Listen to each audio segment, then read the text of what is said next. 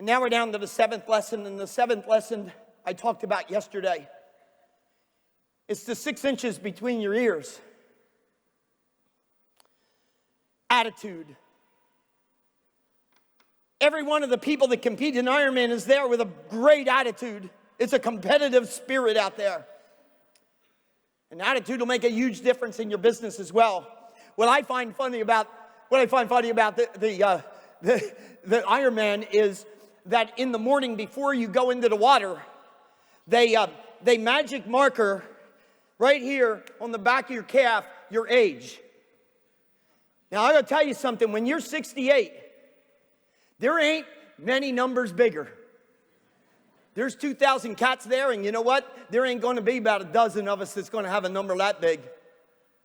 Now, I come out of the water. I'm a bit slow. I just learned, and I'm 68, for God's sake. And I realized, holy crap, they'll all be gone and out there on the bike. And I could go negative. And so I said, I'll never be able to do the Ironman unless I can get my head in the right positive shape. So if you're coming out late out of the water compared to everybody else, like, how can I get my head in the shape? Here's what I came up with. I feel bad in an Ironman race for the guy who comes out of the water first.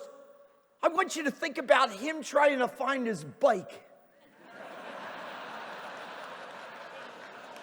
Mine's there all by itself.